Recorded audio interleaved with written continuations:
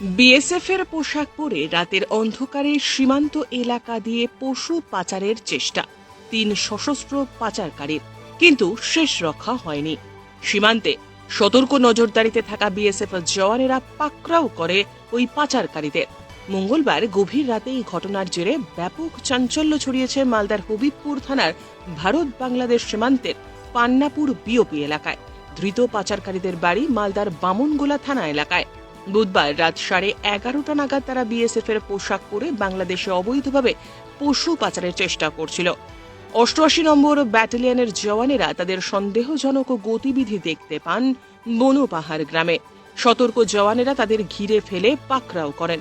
ধৃতদের হেফাজত থেকে উদ্ধার হয়েছে 2টি শিশু মহিষ সহ বেশ কিছু অস্ত্রশস্ত্র, যার মধ্যে রয়েছে 2টি তলোয়ার, একটি ছুরি, নকল প্লাস্টিকের বন্দুক।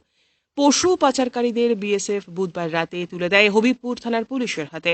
বৃহস্পতিবার ধৃতদের বুলবুলচন্ডী হাসপাতালে মেডিকেল করে মালদা জেলা আদালতে পাঠানো হবে বলে সূত্রের খবর। ব্যুরো রিপোর্ট, উত্তরের প্রহরী।